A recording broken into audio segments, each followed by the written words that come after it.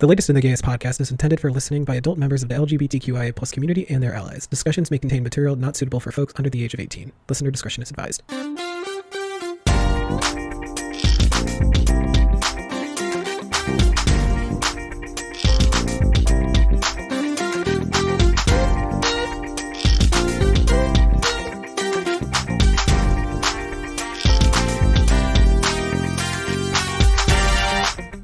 And welcome back to yet another splendiferous episode of Willow Pill's Drag Race. No, I'm kidding. I'll take any opportunity I can get these days to bring up Willow Pill. But we are the latest in the gayest, and today is part 2 of our exclusive Barbara, Karen, Walters, Jill from Finance, Susan, Sonia interview series from Finance. From Finance. From Finance. And today I have the utmost pleasure of interviewing someone who has really put themselves in the community as nothing less of an icon. They are an entrepreneur. They are a Olympic gold medalist. They are a bottom.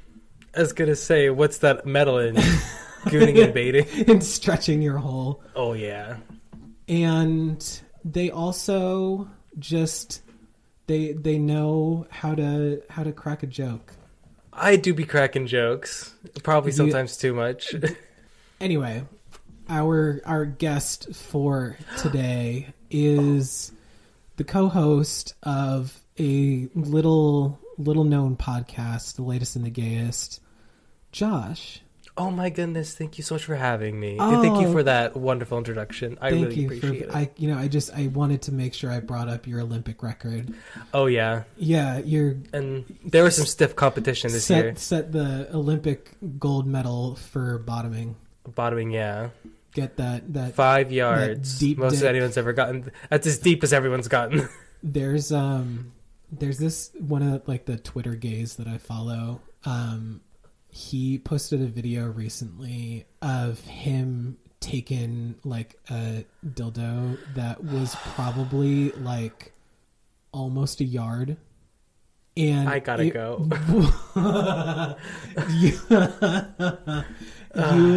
You're not. Where does it go? You're not that much of a brave soldier. I'm just curious as to how one could take that much. What part of what are you enjoying? This I don't know. I mean, I cannot speak from experience, but asking our resident bottom, mm-hmm. You don't taken 10, 12 inches up there? I can. It takes time and energy and some concentration. You gotta work up to it. We gotta work up to it, exactly. Okay. Which I feel a lot of people aren't doing that. Yeah, no. You can't just shove it up there. The tops that I have been engaged with, they'll take a pea-sized drop of lube on their pinky, tap it on the hole, and then they grab you by your hips and just shove it in. And I'm like, whoa, ho. That's dog. You're drier than a Ritz cracker. Try the Ritz cracker at the Olive Garden. We haven't even gotten home yet, man. Yeah, and my chicken gnocchi soup is still digesting, and you're already 10 inches deep in me. Chill the fuck out. Yeah, they're arm deep, and the waiter's still grating the cheese on my salad, and I'm like, whoa. Yeah, he's got his forearm up there and working me like a muppet. Yeah, and he's like, so can I bring you any Cokes? Can I bring you gentlemen a drink? Oh yeah, and it'll be he's answering for his ventriloquism. He's using you as a fucking Kermit the Frog. No. Are you a fister gal? I've never been there. You've never engaged in the never act? Engaged. I don't know if I can do that. It's just something about it to me is again, we were talking in the last episode, things being inside of me freaks me out. Yes. And I think That's true. Fists included. fists. Well, here's the thing: genitals. There's like some level of intimacy going on. Because from what I understand, the allure of fisting, part of it is like a trust thing. Okay. And also like a feeling of fullness. Okay. I can understand that. Yeah. Because it's like you're really like filling up that space there. Yeah. Not just, your standard PP. And I think with the wiener, there's like a payoff. There's something to work towards. Exactly. Whereas fisting for me, there's no like it's prize. Exactly. It's just literally just stretching you out. And like that's the premise of it. And I'm not interested in being stretched. Yeah, if that's your prerogative and you enjoy stretching out your booty hole to good 5 miles, then God be with you. But yes, exactly. I unfortunately will not be able to engage in that act. No, I can't. Again, no. I do not. I'm trying to put this in a way that's not like demeaning or like judgmental, but like. Yeah, we don't kink shame here. We do not kink shame. We kink encourage. That is a kink that I do not envision myself engaging in. And that's completely fine. Mm-hmm. Have you did you know that no. The more you know. So did you know that a human being can apparently, and I don't remember where I heard this. No, okay, I heard it on TikTok. So, take this with a grain of salt. But I heard it on the internet, so it's, obviously something. But I heard that apparently a human being can, and again, I don't know if this is true, but take 2 full raccoons up their butt. And raccoons? Yeah. Like a furry animal that like runs around in your garbage can. Is that because of the elasticity of the butthole or for the squeezability of the raccoon? I think it's the elasticity. Because apparently, like, the human butthole can, like, stretch out to yards than we realize is possible. Well, I do know that, like... This is really starting to become an amazing episode. We're off to such a great start. I do know that raccoons can go, like, up and down, like, gutters and, like, storm drains. Mm. So, like, honestly, that's probably not as surprising as it should be. Because I've seen guys put things that are raccoon adjacent. We've seen men put sand up their butthole. Did you ever see that video? I still haven't. And you shouldn't. Exactly. I'm honestly glad that I haven't. But it's also like we everybody, never got our answers. Everybody was talking about it, and I'm like, I think I dodged a bullet. You definitely did. I definitely think I dodged a bullet by not having to watch that video because I can't even first off, cleaning up down there is, a process in and of itself. But I can't imagine how much you would have to do to, like, flush out, like, a fistful of sand from your butthole. That has got to be, like, one of the most painful... I can't even, imagine how horrible that must be. I'm looking something up. Okay, something's happening. Okay, I was looking for the number. Oh my god, that's hysterical.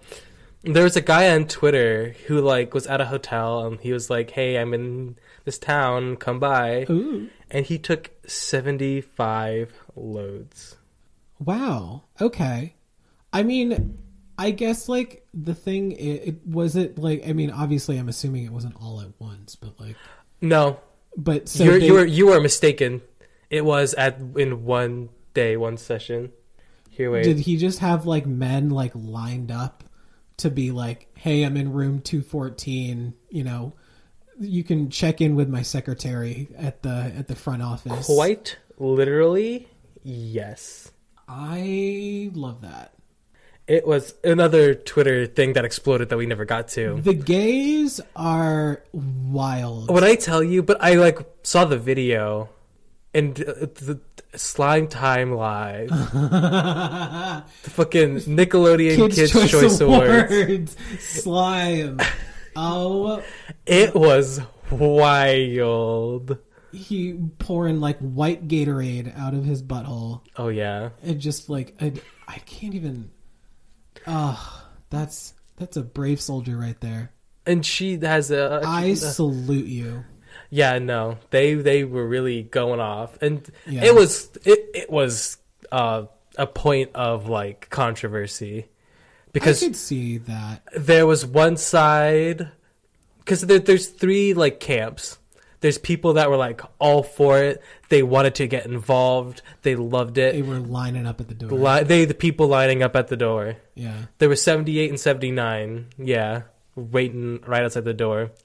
And the other side, people were like, "This can't be safe. Yeah. This sounds a little suspicious." And then there's people like me who was like, "You know what? I'm not sure if this necessarily speaks to me and what I want in my personal life." Yeah. But this individual is living their lives, and I'm here to just enjoy the spectacle of it all. Yeah. You're not brave enough to take a gallon of white Gatorade up there. No. No. Well, here's the thing, too. He was like, I don't care where you put it. Oh. So he was like... So it didn't have to be in him necessarily? A lot of it was. Okay. I'll say it like that. Okay, that's fair. But not all of it, necessarily. Okay. Well, speaking of white Gatorade, let's go talk.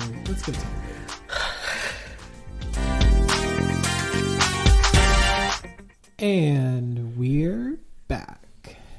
And now we're going to grill this little gay over here.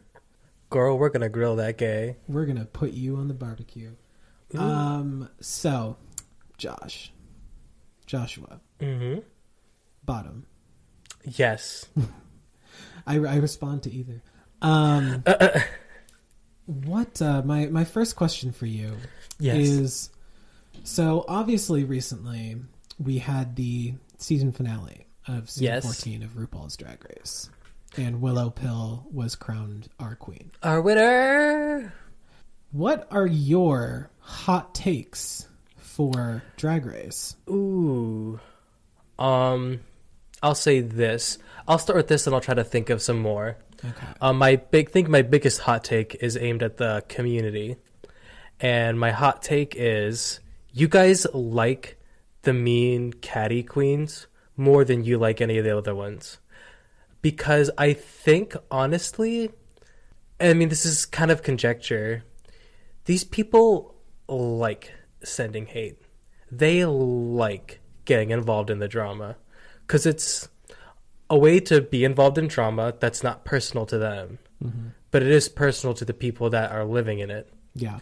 And they love to like send the hate, send the mean comments, because it feeds into this like bitchy gay attitude that can be pretty popular in our circles. So, you know, when you're getting all angry and high-pitched about diabetes, she might not be your pick to win, but she's your favorite. Mm-hmm. Do you know what I mean? You're still feeding. No matter how much you are taking the time to be like, diabetes is a rotted cunt. She's a stupid bitch. She's a hateful person. You know, but you can't stop thinking about her. She's on your mind. She's your favorite. You are fueling Daya, no matter how you spin the table. I don't know if that's if that's a comparison, but you're doing it no matter what.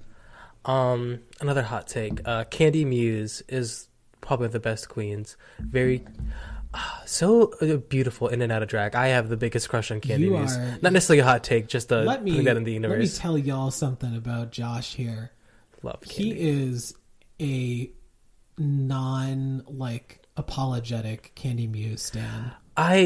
Even when she was being nasty and here's the thing, I appreciate it for what it is. Like when she was like, if you don't have star quality, get the fuck out of here. I loved that, and I was like, yes, my girl. I loved her for that. And I also like. Here's the thing too. I was at that point also a huge Tamisha fan, which I felt bad too because another hot take. I think how he did Tamisha a little dirty. Oh, absolutely. And I think she's also done some wild stuff, and she said some wild stuff. But yeah, I'm still a Tamisha fan. No, I still stand Tamisha Mon. My shoes arrived on time, so I was never having that issue. I love them. They're actually really comfortable, and they're really nice shoes. I love wearing them. You don't need to complain about being exhausted about Drag Race. It's something that's like kind of stupid to me. And we need to start treating Drag Race like it's the end-all be-all of like gay representation. Okay. It's very important. Yeah. And it's not that it needs to be knocked off of a pedestal. Yeah. But we need to remember that this is reality TV. Yes. And it needs to be entertaining, and it's not there. It's I think it's entertainment first, representation second. That's fair. At least how they've been presented recently. And the thing is, like, if you really want the representation, it's out there. I think you're just not looking for it. Because you're focused on, like, a lot of the Drag Race. Because you're focused on fuck diabetes. Yeah. Because there's a lot of queens out there who... There are millions and billions and trillions of drag queens out there who could give you the representation that you're looking for. But you are too focused on hating on, diabetes or, like... sending death threats to fucking cornbread for what? Shit. And that's like the thing. I'm like, it's so stupid. But what would give you like the energy? I don't get it. I don't get it. Nothing. None of it makes sense. I guess that's my like last hot take is that like Drag Race is not the end all be all representation, and you need to take it upon yourself to uplift other queer content or queer creatives. Yeah. If you're gonna complain Drag about Race, it, put your money where your mouth is. Yeah. Drag Race is not the only thing that represents the gays. I'm certain there's other like gay people and like lesbians. Gay people do exist outside of RuPaul's Drag Race. They do. You're listening to them. Yeah, right after Joey J invented it, we really right spread. After Joe and Jay invented homosexuality. Yeah. Okay. Next question. In a few months, we will be attending Rhode Island Pride. Oh yeah, I'll be drunk day one. Very much looking forward to it. Plastered, out of our minds. Yeah. And we're even thinking about doing an episode for the show where both of us are just like drunk shit out of our minds. It's gonna be so much fun. Looking forward to that. What side are you on in terms of, do you think kinks should be allowed at Pride?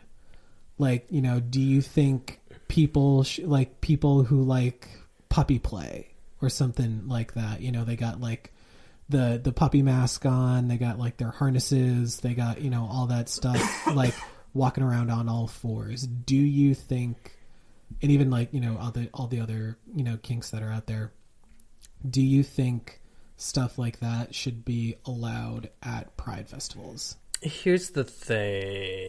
I think like harnesses is that they're like, it's just like an item of clothing that we wear now outside of like sexual endeavors. Yeah. Think about puppy play. I think like if you want to wear like a mask, that's probably like fine, but like the folks that like to get on the all fours and if somebody was like walking you around like on a leash or something. Yeah, because you are expressing this like dynamic that's like, at least I'm not sure if it's inherently sexual. Do you know if it's inherently sexual? Play is inherent? Yeah, I don't. I mean, part of it probably. I mean, And that's the thing. I feel like, we wouldn't be doing, if people wouldn't be engaging in it if it, wasn't more sexual, but... And that's where, like, the line between, like, fur... That's the thing, too. If it's, like, you just want to be a dog, that's kind of more in, like, almost furry territory. That's where, like, puppy play is a sexual interactional thing. Yeah. And I think there is places within Pride where kink is allowed. Yeah.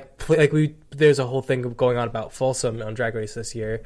And I'm certain Bear Weekend at Pride... Oh, yeah. Ooh, girl. Yeah. Bear Weekend at Provincetown. Okay, yeah. They do shit like that. I'm pretty sure they get. There's places for you to like do that. So Engage I'm not sure why in that type of activity. And I know that we like just kind of talked about. We're gonna get drunk and fucking crazy at Pride, which I think that's fine. But also, I think we need to kind of really like readdress as a community. Like Pride is about like remember Pride was the people always say the first Pride was a protest, and we need to like kind of get back into that spirit of like absolutely we need to be pushing rights and our protections against our community, and we need to be doing that first, advocating for ourselves and asserting ourselves in our communities, and then celebrating ourselves second. Because I do think it's also important to have a moment to just celebrate and experience joy within a community. Because something too that like we kind of just talked about this with like the thing, but like when it comes to like representation, it's not always like the really, really good stuff and the really, really bad stuff. It's not always like a gay person doing really well in like, I don't know, Jeopardy. And it's not always, someone going on Drag Race and talking about their rough childhood. Yeah. There's so many things that representation encompasses, and it's important to like get into that too, if that makes sense. Yeah. Pride is definitely, it's not a shameful thing to have fun during Pride. It is a time of year to have fun, but we can't treat it like Pride Month is here. I'm gonna like be drinking vodka. I'm gonna like keep a Tito's bottle on me 24/7. And I'm gonna like bend over and let the whole world inside of me. It's Pride. The first ever, like you said, the first ever Pride was a riot. It was standing up for queer rights and for us to be treated as fucking human beings. And even recently, there has been a lot of very homophobic shit going around, and we've been talking about it here on the show, but the reality of it is just like really scary, because it is a lot of stuff that we have worked so hard for is starting to regress a little bit, and it's something that I think we don't really realize enough. So it's important to it is absolutely important to remember that as much as it is time to have some fun during Pride festivals, don't just treat it like sorry, my throat's a little dry from all this talking. Don't just treat it like a party. Exactly. Remember who has paved the way for you to be able to, get half naked in the middle of the street and drink vodka cranberries until you puke. So I think to answer your question is, there's a time and place for like quote unquote kink at Pride, but I do not think for most people that should be your priority. That really shouldn't be your first thought and what you're excited about. Yeah, to like wear your big like leather gimp costume to the festival. Yeah, that shouldn't be like. I would reflect on why that is what Pride means to you, because it really shouldn't be. Yeah. So next, as I mentioned, there has been a lot of very homophobic shit going around the United States recently, which a lot of it started with Florida's infamous Don't Say Gay bill. And a lot of states are trying to piggyback off of Florida and kind of create not necessarily like a Don't Say Gay bill, but like a lot more like homophobic, transphobic, like bills are popping up in different states all around. And even in like Rhode Island, I saw somewhere that there was like some bill that was proposed in Rhode Island. Something I think it was like another one about schools being allowed to like not allow trans students to compete in certain after school athletic events. But so my question for you is, why do you think all of this is suddenly starting to happen again? I think recently, because obviously the Trump presidency, and I think it's to say that Trump was the only factor is a little disingenuous.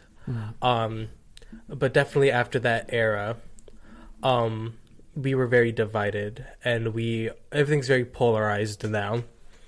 And I think part of why that happened was the GOP has been losing a lot of its influence and a lot of its power. And that's really what a lot of these are about. It's about power, and it's about, enforcing your own ideals upon other people. Yeah. And the queer community is a really easy target, yes, yeah. I'll say. It's something that is, oh my God. You're dying. Jeez, I'm dying. I don't know what I'm not sick, I promise. What was I saying? We're a very easy target. Yeah. And a really easy thing for fear mongering to like rally around. Like, here, wait. This is actually perfect because I saw this the other day. This is like an actual, you know how you get like those messages for like, oh, it's Joe Biden, send me $15. Yes, yeah. Tom Barrett, whatever, of I think Michigan. He is a GOP, I think, senator. He's running for the Senate seat. And his thing says, "Confirm, Thomas, your child's gender reassignment surgery has been booked. If you have any issues with this operation, please view the objective of Biden's national transgender strategy." Like, and it's just it's something that the people in mass, like the majority of Americans, do not understand it, and they don't really have the reason to want to understand it. So it's very easy to like shame it and to like misrepresent it. Yeah. Like something, I had this conversation with my dad, who is more conservative, and something he said was like, well, I don't really know any trans people, and I don't really have any trans friends, so like it kind of just doesn't matter to me. Yeah, why should I care? And for a lot of people, if it's not a part of your life, there's no reason for you to care. Yeah. And if you don't care, it's easier to misunderstand it. Yeah. So I think it's just a way for them to like get people scared, to get people emotional, and to get them to rally behind their, ridiculous shit. I think also a big part of it is the Democrats really find every excuse not to do the things they're supposed to do. We have this idea that we can reach across the aisle, that we can come to some like bipartisan conclusion, and that's really just not peace and love, kumbaya. It's not realistic, and their like obsession with trying to appease like Republicans eventually alienates, and what's the word I'm looking for? It makes people a part of like oppressed communities lose faith and lose energy. So then they're not getting reelected, and the things that are going to protect us and the laws that are going to protect us aren't being made because people don't believe in the government anymore. Yeah. I think in one thing that I thought of too is I think something that a lot of the homophobic people are, getting like quote unquote scared about is we have come very far as a community. Like, we have from, comparing where we were back during the times of Stonewall, we have come a long way. And I think for some of the like more conservative people, that scares them because they don't know how to explain to their kids how it is possible for another man to love another man, or another woman to love another woman, or a human being to not feel like they belong in, either category, and they don't want to choose to identify as a certain, and they don't know how to explain that. And I feel like that because of how far we've come, they're almost getting scared, and they're like, oh shit, the gays could be treated as like actual human beings. Another thing too is that a lot of that is like rooted in like very traditional Christianity. And the thing is, if the man should lay down another man as an abomination, if that can get called into question, if that's not something that we're gonna like follow through with, then what else can be questioned? What else doesn't make sense? What else doesn't scan? So that threatens like institutions of misogyny and racism, because if we can challenge this, then all of that can be challenged as well. I think that's part of it too. Yeah, I think so. That's very true. So let's go take a break. And we're back with our exclusive interview. Oh my goodness. With Joshua. Of the latest and the gayest. Hell yeah. Hell yeah. So, my next question for you, Josh, Tell me. This one is a little bit more inspirational, shall I say. Oh. We're gonna get inspirational here. We're gonna get into it. Who would you say inspired you to become the confident person that you are today? Or if not like a specific Sorry. Or if not like a specific person, was there like a moment that really like cemented your confidence as the gay man that you are today? Do I come off as confident? I feel like I do, but is that the thing I give? I feel like you do. Good. Okay, thank you. You definitely have. I will admit, you definitely have a little bit more self-confidence than I. This is gonna be weird. I'd say we'll go first into people that inspire me and my confidence. A big one is Bob, the drag queen. Yes. Shout out to Bob. You might not know her. She won Drag Race Season 8. We're here. Southern Rivalry.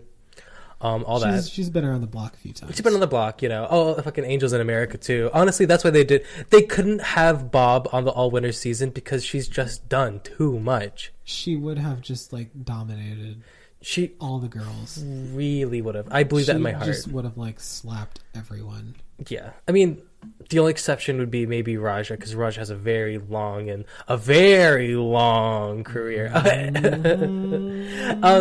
But I don't know, something about Bob the drag queen, the way that they like carry themselves, and that they have a very emotionally mature, if that makes sense. I think a lot of people are not as emotionally mature as I think Bob the drag queen is, because I hear like, even it's so stupid, but they go to like I listen to sibling advisory, and so it'll be like, my mom keeps stealing my peanut butter jelly sandwiches, and Bob will be like, well, have you talked to her about this? Have you had a conversation? And it's like, just like some of the like it just, even a thing too, that I think part of it is that listening to some of the things that Bob talks about, it's given me language and given me the idea to really kind of have a dialogue with myself about myself. And I've come to terms with a lot of like the things that have happened in my life, about aspects of myself that I like or maybe dislike, and how to, deal with it in a way. And also a thing that happened is, my friend Autumn too. She just marches to the beat of her own drum, and she's a little bit of a weirdo in the same way that I am, but it's like cool. And something I learned, I think, is that there are people who are cool because people think they're cool, and there's people that are cool because they're cool. Yeah. And I think the latter is more valuable. It might not garner the same like attention, but like I think people like Autumn, they have like just this like almost, how do I put it? There's no need for validation. And I think that's the thing too. She knows she's confident, and she knows who she is. And yeah. She doesn't back down for nobody. Yeah, and I think part of it too is that I'm not cool for you. I'm cool because that's who I am. Yeah. It's there's no facade. There's no acting involved, and I think that's the thing too. I've let go of, what other people think of me. Yeah, like I think you've talked about this before, but you're very confident in your body. Oh yeah, and you've kind of like let a lot of those insecurities like fly out the door. Yeah, and what I realized is that like a lot of it. I mean, a part of it is like how other people see me and how other people interact with my body, which is like a weird thing to say and hear, but like people do interact with their body. People look at it. People have their thoughts in it. People have thoughts about bodies that look like yours. Yeah. And I had to kind of let go of that and kind of stopped living in, the expectations. It's hard to like put because it was very much a choice. It didn't just happen. It was kind of a fake it till you make it situation. I one day decided that I don't want to be anxious and unconfident and sad anymore. And part of it, honestly, do you know what part of it was? What? I like left school. I no longer was obligated to engage with people that I didn't want to. That's fair. And when you kind of abandon these like obligatory power dynamics, because when you're in school and when you're in those kinds of things, you are a part of like this. It's gonna go a little off the rails, but I promise we'll get to somewhere eventually. You're part of these like obligatory like power dynamics and these obligatory relationships, and you do choose the school you want to go into, but like there's only such a level of choice, and when you leave that kind of thing, you choose where you want to go. You choose who you want to live with, who are your roommates, who do you work for, who do you work with, who are you friends with, who do you spend your time with. And when you're able to do that, you are able to surround yourself with people that are willing to uplift you. And it's really about finding your tribe, finding people that, love you for it's. I think this can sound stupid, but this is on a episode of as well. Trixie said, "Don't try to impress people. Find people who are impressed by you." And I think there was like a layer to that is like really true. Absolutely. I think that's my key. Is There's like it as cheesy as it is on Drag Race. I think Rue has said before, we as queer people, we get to choose our families. We get to choose who we surround ourselves with. And because, the sad reality of it is there's still a lot of families out there who aren't as accepting, even in, today's day and age. So we get to, once we kind of realize, I don't have to be in this scenario if it's making me sad and uncomfortable and not feeling good about myself. I can just leave. And we get to surround ourselves with people who, make us feel good about ourselves and who we want to be around. Not people that we feel like we have to be around because they just, happen to be blood relatives or, like because we go to school with them or whatever. And there is, there's definitely some truth to that. Mm-hmm. This one, we're gonna get a little more saucy. So my question is, we were just talking about kinks at Pride, and things like that. Now, Josh, I want to know, what are some of your favorite kinks? Okay, I'm going to ask for a little bit of clarification of like, are you asking what are my kinks or what are kinks that I just am interested in? I can give you an answer to both, but let's do both. Okay.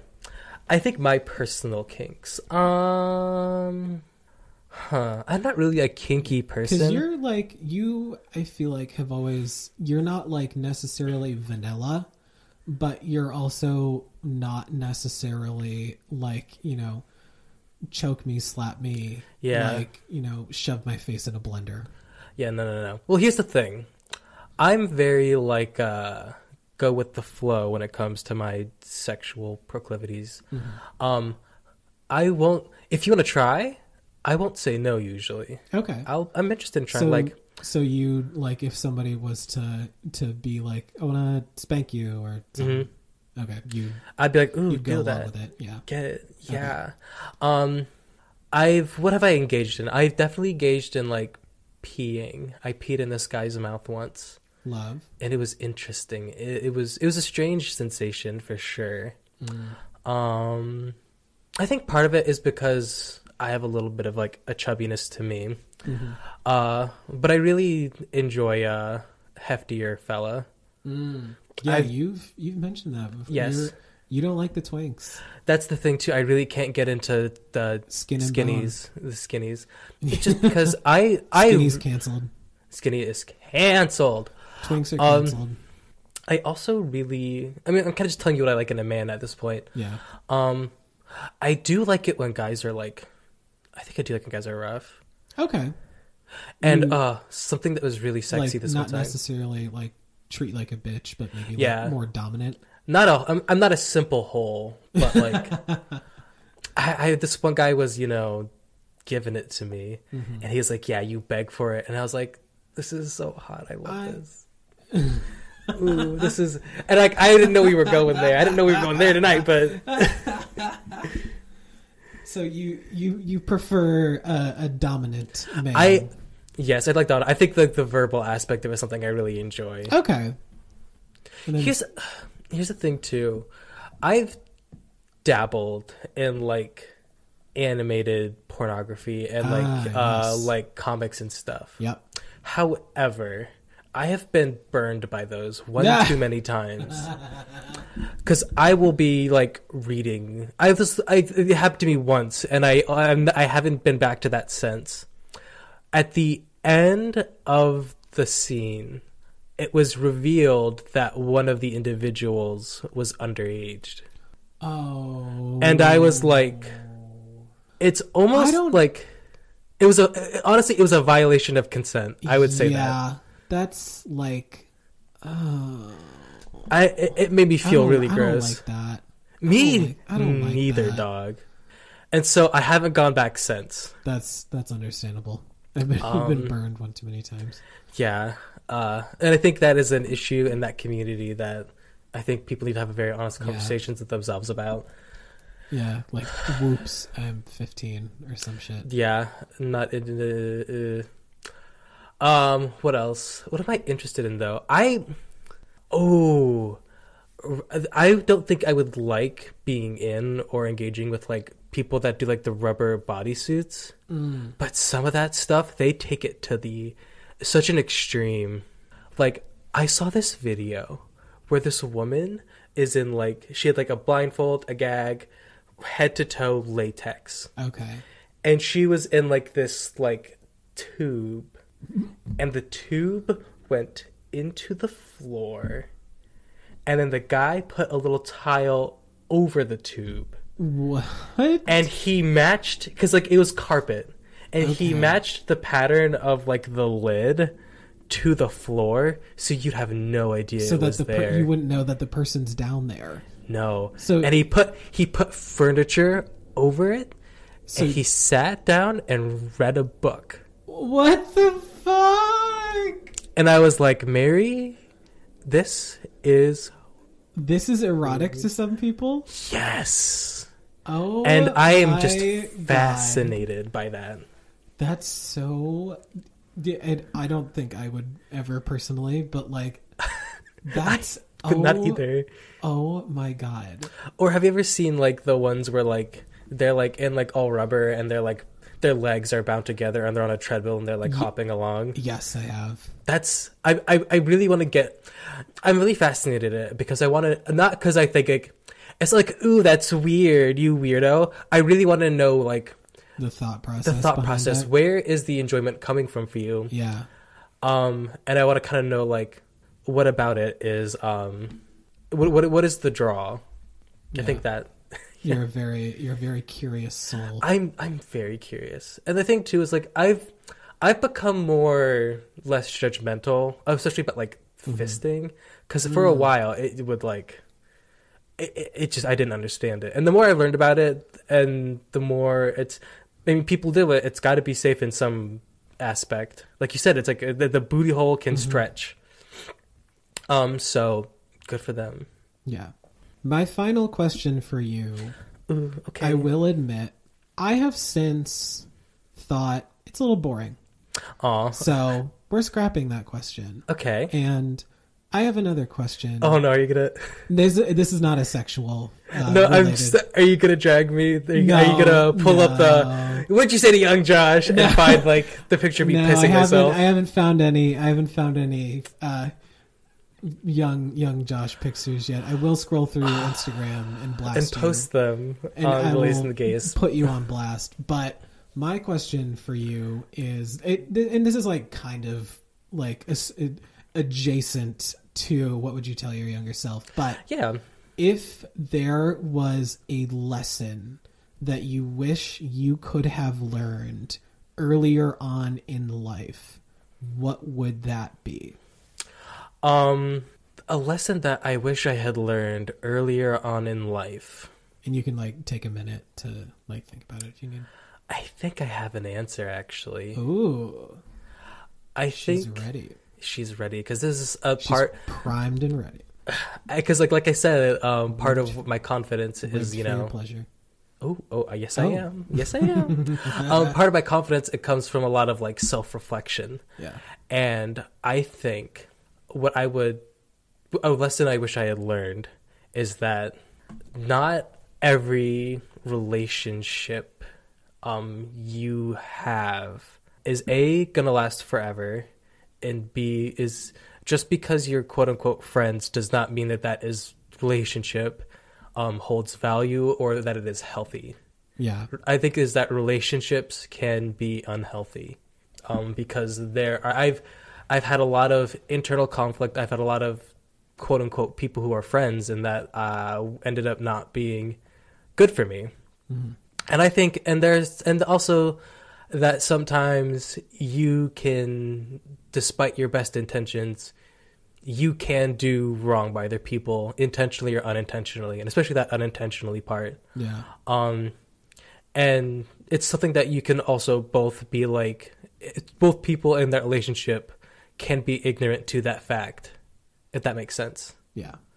Because I know this friend I was really close with in college, and we're still decently close, but I think, this is, again, the thing too, it's probably a conversation I should probably have with them, and I think it was very, not one-sided, but I definitely had a lot to gain from that relationship, and I definitely accepted a lot from them, maybe not reciprocating in a way that was appropriate. Mm. You know, I had a friend that like really helped me out, like that they stay at their dorm, when they ironed their chef clothes, they'd iron mine as well, which I just didn't have the time or energy to do. Mm. They took me out drinking a lot. They drove me around a lot when I was drunk. And, you know, as fun as it was, and the great memories we'd have, and also I like engage in some trauma dumping and putting a lot of emotional kind of burden on them. Always a fun time. And like I needed that to happen. Yeah. But maybe there are times it wasn't appropriate. And also, I had times where, like, I know I had some friends early high school. Actually, no, in my high school career, I'll put it like that. I was friends with people purely because I felt that, like, that's the best I could do. Kind of like, if these people aren't my friends, then I have no friends. What the hell else am I going to do? What am I going to do? Yep. Yeah. I've been there. And it was kind of like, and even after that, it was like, I was in a friendship that, like, felt so validating. And I was, like, so bamboozled that, like, I could be friends with someone that I, like, looked up to. That, like, also this was like who actually, like, cared about me. Yeah. He was straight and I was gay, and I had the biggest boner for him.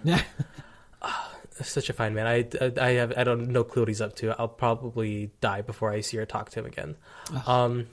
But, like, I put so much of my personal worth in that relationship, and then they went off to do their own thing, and, like, everything kind of felt like it collapsed around me because it was like they weren't reciprocating the same. They weren't reciprocating my that's also a part of it too. Another lesson would be literally do not fuck with straight boys. Don't even talk to them. It's not worth it. The straights, because you will project your biggest insecurities onto that thing. But that's the thing too. Yeah, relationships are messy, and not all of them are always going to be good. Relationships change, and they can be, you know, complicated to navigate, and you have to be open to navigating them, and you have to give them the space to change. Absolutely. And, you know, I'd say that's the lesson I wish I learned earlier. I think that's a good one that a lot of gay people have probably learned, or, like, you know, should have learned, because there's, you know, if you grow up in a small town and you know, are gay, you kind of go through this period where you're like, you don't, because you're not straight, obviously, so you can't just, like, interact with the rest of the straights. You don't really know who truly, like, has your back. And because there's even been, I had a few friends who I will, you know, obviously I'm not going to name names, but when they found out that I was gay, their opinion of me changed. And, you know, it is, even though somebody has been in your life for a long time, and even though someone was very important to you for a long time, if it comes to your attention that their being a part of your life is what's kind of causing you to not fulfill as your truest self, it may be difficult, but it's okay to let them out of your life. And as difficult as it might be in the moment, you need to put yourself first. And if you are happy without that person in your life, then it just wasn't worth it to begin with. And I think too, not to say that relationships that aren't inherently good don't have, you know, lessons or value in them. I think it's kind of inevitable. I think it's something that just sort of happens. Absolutely. And you just kind of have to, like, you know, upon reflection, find the good and leave the bad behind. And even, like, with some of the bad, there's like, if you have like a job that you know, if you had like a job that you hated, like it was the work was annoying, like your coworkers were bitches, like the hours weren't like enough, or you weren't getting paid enough or something, you know, it just, like, every aspect of it was horrible. And this is, here we go, yet another thing I learned from you, no matter what, even no matter how horrible the job, there is something that you can take with you from that job and bring it with you to your next one. And you can, whether it good or bad, you can learn something from that experience. And the same goes for relationships. And, you know, obviously you don't want to continue to dwell on the bad parts of it, but those bad parts can kind of teach you something.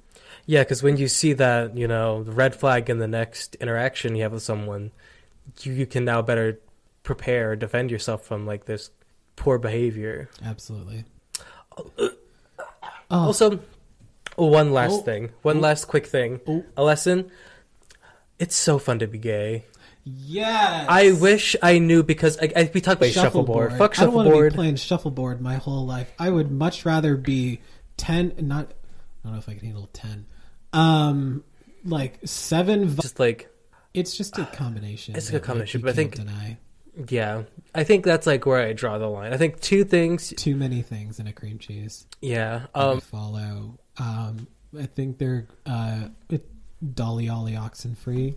It's this like girl and her mom, and I cream cheese, like all this stuff, and they load that shit up. And I'm not gonna lie, some of it actually looks pretty good.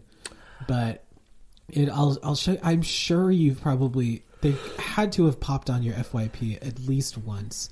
Probably at least once, yeah. They're just, oh my god. Okay, and then like, okay, so my bagel order. So I love a good Asiago Parmesan bagel. Oh, the melted cheese that's just like perfectly crusted onto the bagel. Chef's kiss. And then like, if I'm feeling it, I like a little bit of like, you know, veggie cream cheese.